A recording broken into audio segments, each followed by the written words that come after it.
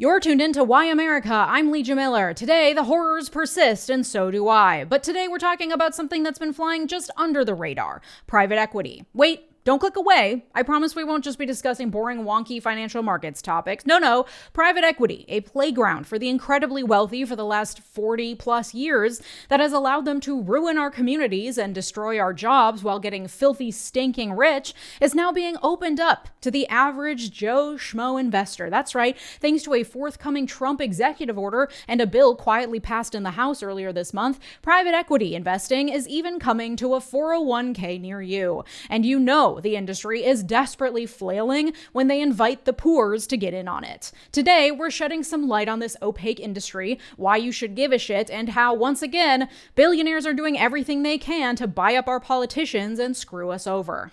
We have fun here. First, the basics. What the fuck is private equity? I'm not a financial expert, but I spent the day learning about private equity, so you don't have to. A private equity firm is a business that takes money from investors and uses it to buy private companies or public companies that they then take private. The idea being that they spruce up the business they bought so that it generates more profit, so that in 3 to 7 years they can turn around and sell that spruced up business or launch it onto the public market with an IPO, an initial public offering, meaning people can then buy stocks in the company. It can continue to grow from there. That's how the benevolence of private equity is sold to the masses. We're just do-gooders with business knowledge who invest in otherwise failing businesses and make them better so people keep their jobs and the public benefits from these newly thriving businesses. That's not what happens in practice, however, because private equity firms are exclusively motivated by providing value to their investors. Their investors, the people that give them the money they then turn around and buy companies with, are often high net worth individuals. In fact, you cannot become an accredited investor in private equity unless you make $200,000 per year or are worth at least $1 million, not including your primary residence. Or the money comes from institutional investors like pensions and endowments. Yale famously began the move of private higher ed, moving their endowment funds into private equity investments, to the point where now 95% of Yale's $41 billion endowment fund is invested in alternative assets, read high-risk assets like private equity, but we'll get to that. So all this money from ultra-wealthy people and institutions is being funneled into private equity firms, whose job is to buy up businesses and flip them for a profit. Sometimes this literally includes property flipping, but truly any industry under the sun is fair game for private equity. They'll buy up property, daycare centers, toy stores, newspapers, craft stores, hospitals, drugstores, pharmacies, you name it, they're going to try to profit off it. Often, the way news outlets report on a story differs depending on the bias of the publication, and it's hard to know how your own perception of bias influences your interpretation of the news. This headline from the Associated Press caught my eye. Walgreens shareholders approve $10 billion private equity buyout. So I guess get ready for the entire chain to declare bankruptcy soon while shareholders walk away with their pockets lined. Using the Ground News browser extension, I can see that in the US, the Associated Press is considered left-leaning. To get a fuller picture of the story on all sides of the political spectrum, I can click on full coverage, which will show me coverage of the same story from publications across the news. My partner on today's video, Ground News, uses 3 independent monitoring organizations to assess the bias rating for each publication. Each news monitoring organization has their own methodology, including editorial reviews, blind bias surveys, independent reviews, and third-party research. These are legit independent organizations, but they are limited by the data available to them. Their analysis is done in the context of the US political system. Our Overton window has shifted so far to the right that the Associated Press is considered left-leaning. That tells you a lot about the context within which the media you're consuming operates. And thanks to Ground News, I get even more context, including how factual each publication is and who owns it, giving me a well-rounded idea of the motivations, biases, and accuracy of the news I'm consuming. Would it not be great if everyone in America had that much information about the news that they're consuming? Because depending on where you or your family members get the news, you're going to get very different takes on the same story. And this is where Ground News comes in and why I've been using them for over a year. Today's partner, Ground News, is an app and website that offers tools to help you critically analyze the news you read, providing context to understand the full picture. I feel better equipped to make sense of what's happening in the world without being influenced by just one perspective. And listen, I'm not the only one who loves Ground News. The Nobel Peace Center even called it an excellent way to stay informed, avoid echo chambers, and expand your worldview. I'm always really really impressed with Ground News and genuinely think they're a great resource. If you want to stay informed on US politics and more, subscribe through the QR code or our link below at ground.news/Leeja for 40% off this unlimited access Vantage plan. It comes out to $5 a month for unlimited access to all the features I've mentioned. Thanks, Ground News. Usually, private equity firms buy up any number of random businesses, meaning they don't have any particular expertise in the specific sector they're buying up. They'll just buy up whatever on offer and then apply a blanket set of scammy practices in order to extract as much wealth as possible from the business as quickly as possible to keep their investors happy. Again, they tend to try to flip these businesses in 3 to 7 years, so they have no reason to care about the longevity of the businesses they're working on or the communities they exist in, so long as the wealth extraction is there. One way they increase wealth is, of course, to increase sales and income of the business itself. But more often than not, the wealth extraction comes from cutting corners and selling the business for parts. That can take the form of rather mundane, typical business practices like mass layoffs, removing employee benefits, and other belt-tightening measures. But they also like to get real creative with it. For example, they engage in sale-leaseback arrangements, wherein they sell the land that the acquired company already owns, thereby generating a quick influx of cash for their investors through the sale of that land, and then the business is forced to pay rent on the land they previously owned, which comes out of the business's sales, not out of the private equity fund's coffers. They can also leverage the value of the business in order to take out debt in the business's name. This often takes the form of a leveraged buyout. The private equity firm takes out debt in order to acquire the business, so they can acquire the business for far less in cash than it is worth, and that debt is then put on the acquired business's books, and the business is then stuck with paying down the debt that was used by the private equity firm to acquire them. You know that episode in The Sopranos where Tony lends his friend some money and his friend can't pay him back, so they forcibly take over his sporting goods store, charging him unconscionable interest rates and taking out more debt in his name to buy more product and then keep the profits for themselves? That's kind of how a leveraged buyout and private equity generally works. But since it's moving through formal financial institutions, it's legal.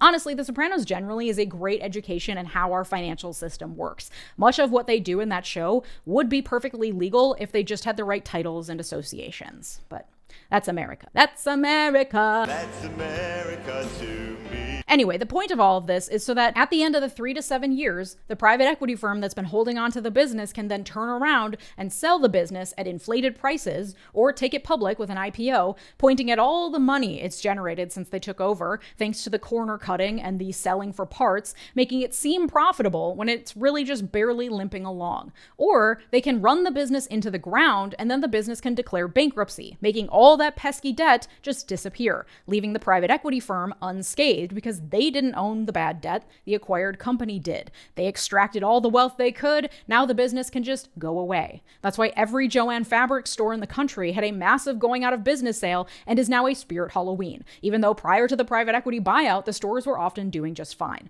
And the shareholders or owners of the businesses that private equity buys out will often sell to private equity firms because of the quick chunk of cash they get to put in their pockets, given to them by the private equity firm to buy their business, and then they get to walk away into the sunset, having first enriched themselves likely off the stolen wages of their workers, and then off the chunk of cash the firm gave them to buy them out. The people left to pick up the pieces, of course, are the individuals who relied on 𝗖𝗓𝗡𝗧 for a job, or the communities that now have empty and decaying strip malls that used to house Joann's, Sears, Toys R Us stores. All across America, the empty strip mall wastelands are a monument to the ruin that private equity has brought to our communities and our jobs, and of the soullessness that private equity injects into every square inch of this place. Initially, private equity was a cash cow for the people investing in the funds, as well as for the fund managers. In fact, private equity firms make upwards of 2/3 of their profits from management fees alone. These are fees they charge to the investors who give them money. Often, the investment contracts have a 2 and 20 clause, which means the firm takes a 2% management fee plus 20% of all profits above a certain threshold. They also charge monitoring and transaction fees. Mid-level associates at private equity firms earn around $250,000 per year, with private equity firm partners easily raking in at least $1 million per year. On top of that, they're exploiting a loophole in our tax system to pay dramatically low taxes on their income, because of course. It's called the carried interest loophole. Fund managers are paid most of their salary in the form of carried interest in the fund's profits. When held for at least 3 years, that carried interest is taxed at 15% for income between $100,000 and $600,000 and 20% on income over $600,000. Regular income of over $600,000 is taxed at 37%. So not only are they ruining our communities and our jobs, they're also getting a major tax subsidy in the form of this carried interest loophole. Experts estimate that if the loophole was closed, it would lower the national debt by $13 trillion over 10 years. Unfortunately, that's not going to happen because with their huge influx of profits, they also lobby the fuck out of our lawmakers. According to Open Secrets, during the 2024 election alone, private equity and investment firms spent nearly $300 million on influencing our elections. $300 million in 2024 alone. I literally triple checked that number because I was like, surely that's wrong. But it's right. And it's pretty equally split between Democrats and Republicans. Actually, Democrats took just a bit more at 55% of the recipients. Kamala Harris was the largest recipient, getting over $2 million for her campaign in 2024. One guess as to why they favored her over Trump, who they also gave nearly $1 million, is likely because Trump threatened to close the carried interest loophole during his first term. And even as recently as February was pushing to close the loophole as part of the big beautiful bill. But you better bet private equity lobbied the idea away pretty quickly. I'm not sure why Trump has advocated for closing the loophole. I can't imagine it's out of the goodness of his heart, though. Okay, so that's all well and good, but private equity has been chugging along, ruining the American dream for decades at this point. Elizabeth Warren and others have been screaming about the evils of private equity for years. Why is it getting headlines all of a sudden? Well, my friends, it seems the chickens have come home to roost. For years, private equity has benefited from incredibly low interest rates, so taking on new debts was almost free, making it really easy to buy up businesses, turn a profit, and just keep it all moving. However, just like interest rates on loans for cars and mortgages have gone up in the last couple years, interest rates for their loans have also increased, cutting into their profit margins, and the returns have been lagging. In fact, last month it was announced that private equity funds underperformed compared to the S&P 500 across all measured time horizons for the first time in 25 years. In fact, the private equity index delivered a 7% return last year compared with a 25% return on the S&P 500. Now that's one good year and doesn't indicate the long-term growth potential, but even the 10-year return horizon had the S&P 500 beating out private equity. That has investors quaking in their boots, and it reflects the fact that in the last year or two, private equity has been having a harder and harder time flipping businesses. They're running out of investors and they're running out of capital. This is why Harvard and Yale are attempting to offload literally billions of dollars of private equity from their endowments in order to move their money into more dependable liquid assets. And because the businesses that private equity firms invest in are private, the process for how they estimate the value of their holdings is very opaque and usually speculative and sometimes outright made up. An educated guess at best. More often, a lie used to beef up their value. Turns out much of our economy is just based on made-up value exchange between rich people back and forth forever. And one fun trick that they use is called NAV squeezing, NAV squeezing. NAV is net asset value. That's the value of the asset as they have it listed in their books. Again, it's a guess. And now that the private equity market isn't doing great, they're selling their holdings on the secondary market to other investors at 10% less than the net asset value listed in their books. But then the buyers of that asset that bought it for 10% less can turn around and put that same original net asset value on their books, even though they spent 10% less than that to acquire the assets, making it look like they just made an immediate windfall on their investment. But this downward spiral means that they need more and more suckers to inject the market with new money and buy these rapidly depreciating assets. They're basically at this point running a legalized Ponzi scheme, where you are no longer able to turn a profit on the money your existing investors gave you, so you need to find more investors and use their money to pay off your existing investors. That's a textbook Ponzi scheme, but it's perfectly legal in the private equity world. And where, pray tell, are these private equity firms going to find their newest suckers to inject cash into their failing failing businesses? In you, my dear, and me, and all the poors who have been traditionally locked out of the private equity investment game until now. Now that they have wrung the existing market dry, they want to palm off these crap investments onto all of us, so that when the bubble finally bursts, when the same thing inevitably happens after the latest injection of money runs dry, we'll be the ones left holding the bag. The Wall Street Journal reported last week that Trump is planning to announce a new executive order that would allow your employers to begin investing into private equity as part of your 401k plan. So now in your target year fund, for example, if you plan to retire in 2065, your 401k dollars are invested in that specific target fund. Well, it might now include private equity as part of the investment. Why would he do this? Well, it'll be sold to us as a liberalization and democratization of our markets. Now, everyday schmucks will have access to investment assets that for the last 40 plus years have been exclusively the domain of the wealthy. Again, up until now, you could only invest in private equity if you made $200,000 per year or had $1 million net worth, not including your primary residence. But thanks to the benevolence of Donald J. Trump, you can now benefit from the promises of riches in the private equity markets.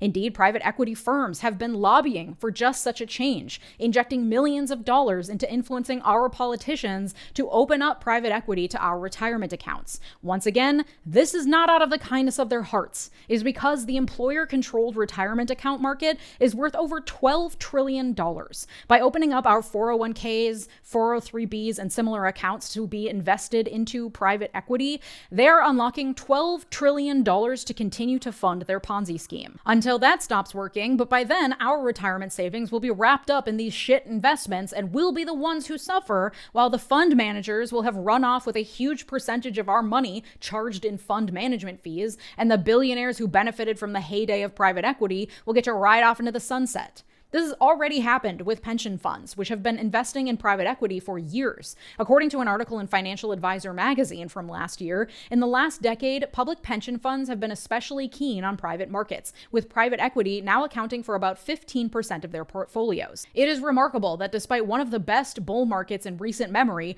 the funding status of many pension funds worsened. That's largely because their optimistic assumptions about investment returns enabled by their private investments did not pan out. And a report just released by Americans for Financial Reform reported that, quote, one study found that Florida pensions would have earned $1 billion more between 1988 and 2011 if they had not invested in private equity. And that, quote, private equity profitability has been in year-over-year decline for the past 20 years. That's the market Trump will benevolently open up to everyday investors if he goes forward with the reported executive order.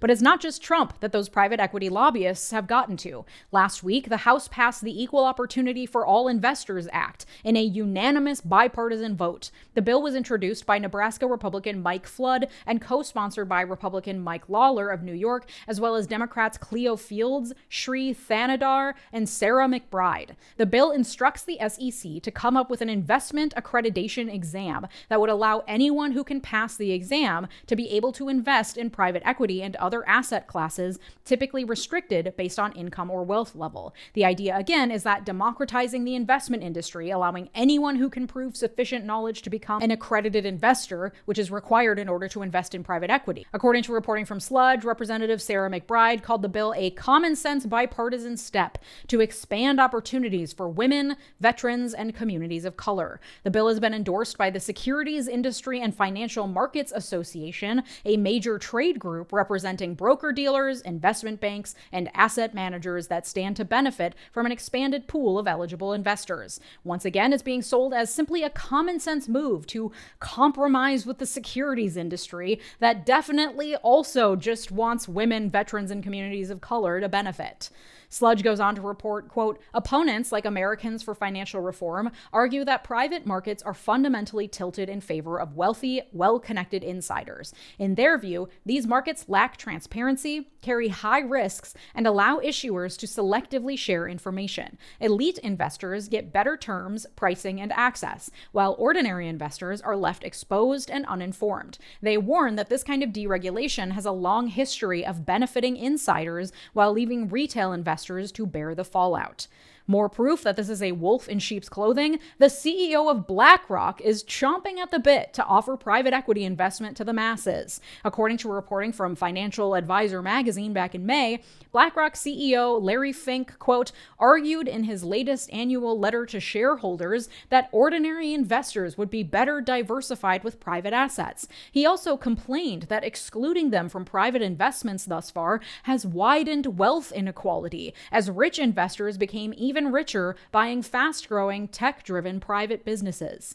The article goes on to say, quote, Fink isn't wrong, but he neglects to mention that much of the wealth from private equity was made when the industry was small and the opportunities were plentiful, beginning in the 1980s through the 2000s. Now, it's just the opposite. He also leaves out that the top quartile of private equity investors took home most of the profits in that period, leaving other PE investors no better off than they would have been in stocks, and many of them worse off. Ordinary investors are decades late to the private asset party. The investor-friendly move would have been to give everyone access to private markets from the start. Instead, they're attempting to jump ship and pass the shitty investments on to us, selling it to us as democratization of access so that we invest our 401k money into private equity or take an accreditation test to put our pocket change into private equity. I would argue that a lot of investors shouldn't go anywhere near this, certified financial planner 𝗓𝗓𝗦𝗍𝗧 told CNBC. Probably 95% of the country doesn't even have an emergency savings fund. And now you're going to tell them if they're smart enough, they can invest in private securities? That does not make sense to me. And Ben Schifrin, director of securities policy at nonprofit Better Markets, told the Wall Street Journal that opening up 401ks won't necessarily level the playing field.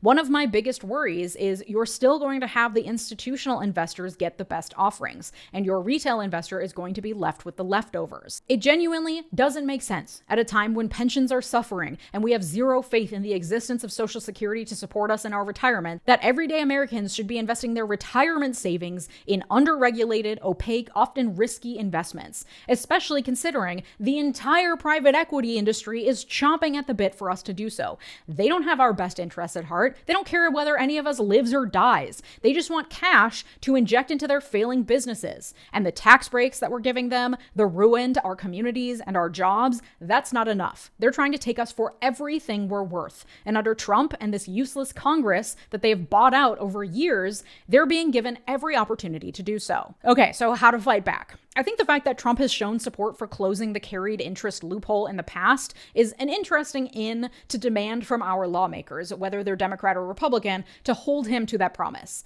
That would, again, reduce the deficit by $13 trillion over 10 years. The Equal Opportunity for All Investors Act is going to the Senate for a vote next, so call your senators to tell them you do not support the act and that it will hurt everyday Americans and only benefit the people who have already made their riches in the private equity sector. And if Trump moves forward with his 401k executive order, it doesn't mean that overnight your entire 401k will be moved over to private equity, because your employer is the administrator of your retirement fund. And as such, they have a fiduciary duty under ERISA, the Employee Retirement Income Security Act of 1974, to make sure that your retirement fund is invested prudently, and they must act in your best interests. They're going to be looking into the potential liability of moving your 401k funds over to private equity before making any moves. And there are plaintiffs' lawyers across the country gearing up to file lawsuits if employers move 1 red cent over to private equity or other risky investment assets. Because as I've already said, those private equity funds come with truly unconscionable management fees. So the index funds that you normally invest in might have a minuscule fee, 0.2%, 0.03%. Private equity funds, on the other hand, take a 2% fee plus 20% of all earnings above a certain threshold. And that may be fine for high net worth investors, but that is not a prudent way to invest their employees' retirement funds. And plaintiffs' lawyers are ready to file lawsuits saying just that. Paul Secunda, former chairman of the ERISA Advisory Council under President Obama and one of the most active class action ERISA attorneys in the country, told the Capitol Forum back in 2023, quote, "I will tell you this, as soon as I see a platform that has private equity or a hedge fund or Bitcoin or any of that type of alternative asset, I will sue in a second." So keep an eye on your 401k, start a conversation with your employer, probably HR or payroll or whoever actually manages your 401k stuff. You might need to do some digging, send some emails, because they will be doubly careful if they know you know and you're watching. If your employer matches your 401k contributions, you should still be putting money away to get the most out of that match. Otherwise, you're leaving free money on the table. If you have extra cash beyond that to put away for retirement, consider putting it into a Roth IRA. You can contribute up to $7,000 per year to your Roth IRA, or $8,000 if you're 50 years old or over. And you have complete control over how that's invested. And I know talking about retirement savings sounds fucking asinine given the current horrors, but historical trends do indicate that putting money in the stock market long term, if you can, even when things feel incredibly volatile, is the best way to grow wealth. And we can critique capitalism and imagine and push for a better or different system while also existing in the present system, where the reality is that not saving for retirement will only work to harm you in the long run. If you're able to put yourself in the best position possible to at least survive this system while also fighting against it, it's actually better for the fight for you to feel stable and secure than to refuse to engage and just suffer because of it. But that's just my opinion. Feel free to tell me to fuck off in the comments because it really helps the algorithm. If you want to support my work, all my videos are completely ad-free and uncensored over on Patreon, patreon.com/LeejaMiller. Thank you to my multi-platinum patrons, Mark, Sarah Shelby, Art, David, RH, Latranger Lucas, Thomas Johnson, and Tay. Your generosity makes this channel what it is, so thank you. And if you like this video, you'll like the one that I made on Monday all about eugenics. Thanks so much for watching. Have a good day. Bye-bye!